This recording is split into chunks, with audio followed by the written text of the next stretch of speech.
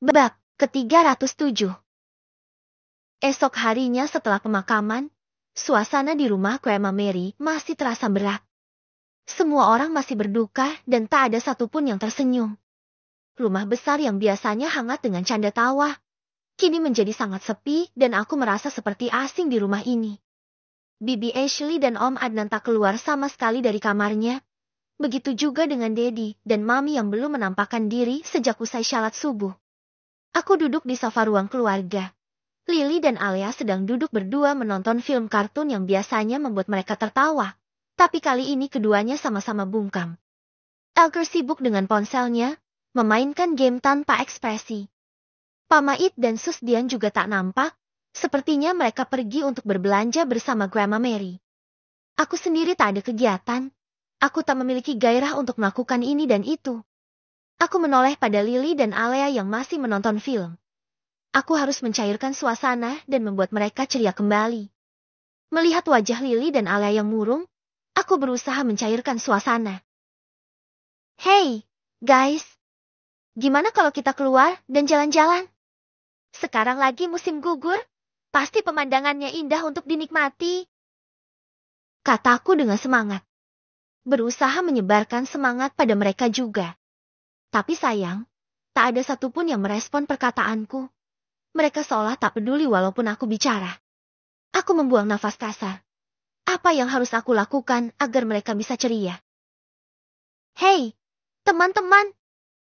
Kita nikmati suasana musim gugur di taman.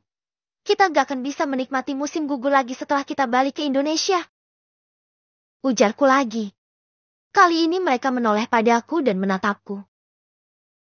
Kita mau ngapain lagi di luar? Selain melihat daun-daun berguguran? Tanya Lily.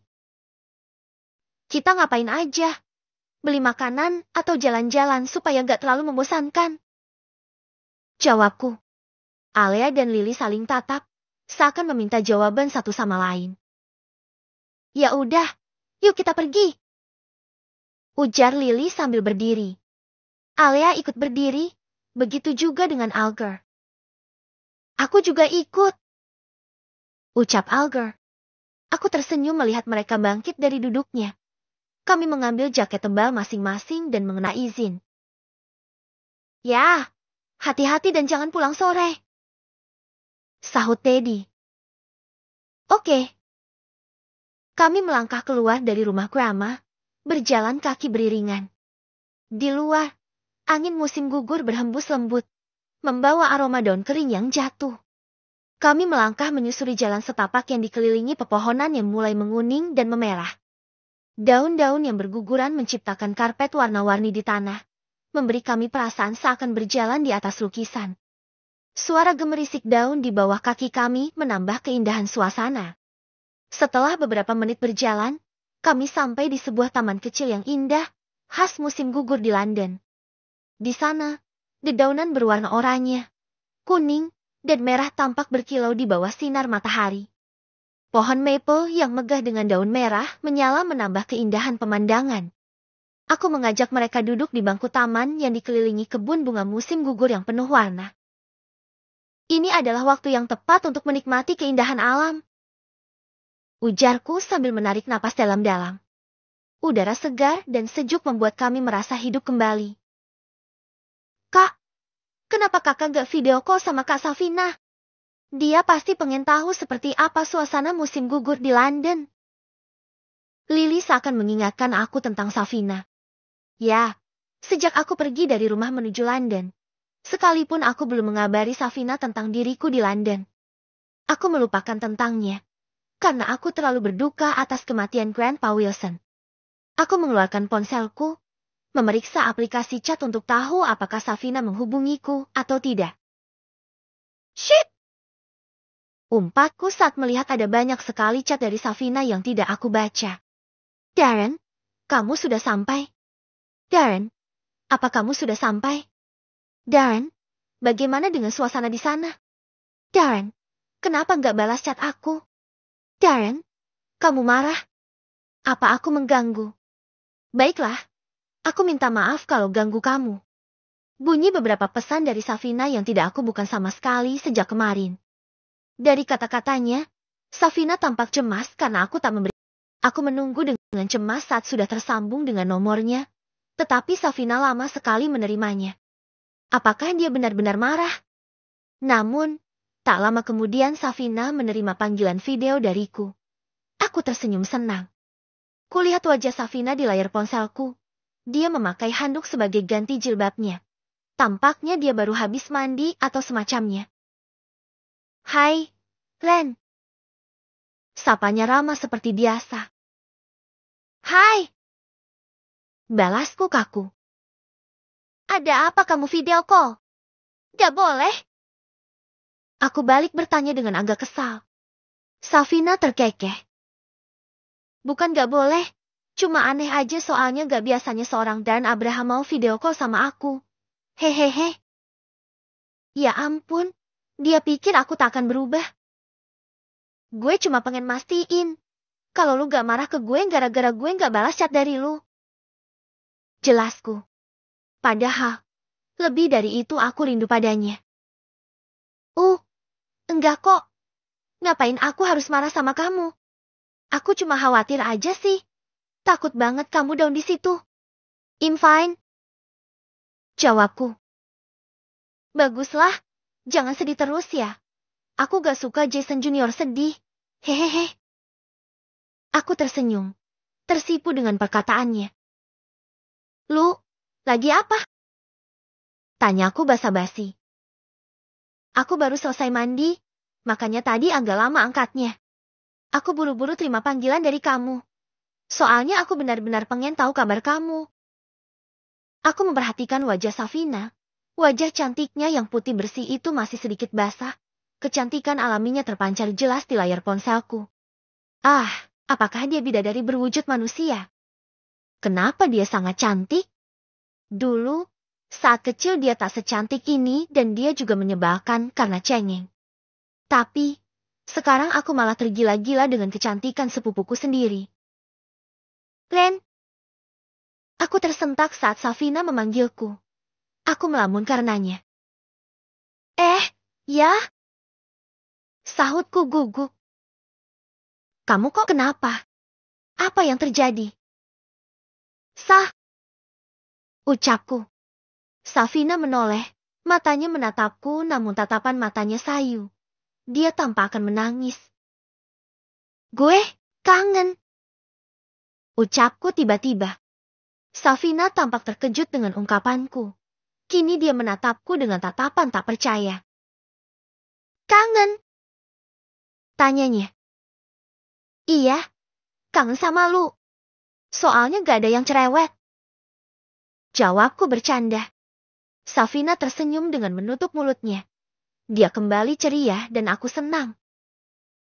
Oh iya, mau gue bawain sesuatu? Tawaku. Apaan? Gak usah deh. Aku pengen kamu pulang dengan selamat aja. Tolaknya. Itu bukan oleh-oleh. Gue pengen bawain lu oleh-oleh. Aku gak mau minta apapun. Aku juga gak mau mengharapkan apapun. Kalau kamu mau bawa oleh-oleh, bawa apa aja yang menurut kamu cocok buat aku. Ujar Safina. Dia memang bukan tipe perempuan banyak maunya. Iya deh. Lu mau lihat musim gugur London? Tanyaku. Musim gugur? Wow, aku mau banget. Jawabnya antusias. Aku mengangguk. Lalu aku mengarahkan kameraku ke arah pohon-pohon maple yang daunnya berguguran dan juga sekitar taman yang kami tempati saat ini. Aku ingin Safina melihat seberapa indah musim gugur di London. Wah, keren. Ucapnya penuh takjub. Lu suka? Banget. Aku suka banget. Andai bisa ke situ. Safina agak sedih. Kapan-kapan kita datang. I promise. One day we'll come here together. And you can see the beauty of London. Thanks, Darren. I can't wait for that day to come. Aku tersenyum melihat wajah bahagianya. Dan rasanya aku pun ingin waktu segera berubah ke hari di mana aku akan membawa Safina pergi ke London. Lily dan Alia senyum-senyum genit saat melihatku dan Safina semakin dekat walaupun jarak kami jauh. Lily dan Alea seakan mendukung hubunganku dengan Safina yang sampai detik ini masih sebatas teman. Lalu, kedua gadis itu berlari ke arah Alger. Mereka mengumpulkan daun-daun kering yang jatuh. Mereka pun mulai bermain dengan daun-daun itu, melemparnya ke udara dan tertawa melihat mereka berjatuhan. Aku menunjukkan itu juga pada Safina. Seakan aku tak ingin Safina melewatkan satu momen pun hari ini. Aku mengambil beberapa lembar daun maple dan menyimpannya dengan baik di saku. Ini akan aku bawa untuk Safina. Dia pasti suka daun maple yang bentuknya unik. Safina adalah gadis yang suka seni. Jika aku memberikan daun maple padanya, dia pasti akan mengubahnya menjadi karya seni yang indah. Setelah beberapa waktu, kami beranjak dari taman menuju jalur hiking kecil di antara pepohonan. Pepohonan yang besar dan rimbun memberi kami tempat berteduh dari angin, sementara cahaya matahari yang menembus celah-celah daun memberikan kesan hangat. Saat kami melanjutkan jalan, kami menemukan sebuah kios kecil yang menjual makanan ringan khas musim gugur, seperti roti jahe, kue apel, dan minuman panas. Mari kita beli sesuatu, ajakku dengan semangat. Kami membeli beberapa roti jahe dan minuman coklat panas yang menghangatkan tubuh kami di udara dingin. Kembali ke taman, kami menemukan tempat yang sempurna untuk duduk. Kami duduk di atas rumput, di bawah naungan pohon dengan dedaunan yang berguguran. Kami menikmati makanan kami sambil mengamati daun-daun yang jatuh, menari-nari di udara sebelum akhirnya mendarat dengan lembut di tanah. Kami juga mengambil beberapa foto di sana untuk kenang-kenangan, mengabadikan momen yang hanya akan terjadi dalam setahun sekali. Setiap gigitan roti jahe mengeluarkan aroma rempah yang hangat, dan secangkir coklat panas memberikan kenyamanan yang sempurna. Tawa dan cerita tiga remaja tanggung itu mengalir seperti air, menghangatkan suasana meskipun cuaca dingin. Momen ini terasa seperti pelukan hangat di tengah keindahan alam musim gugur yang menakjubkan.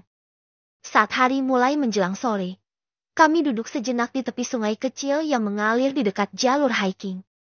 Suara air mengalir menciptakan ketenangan di tengah keindahan musim gugur.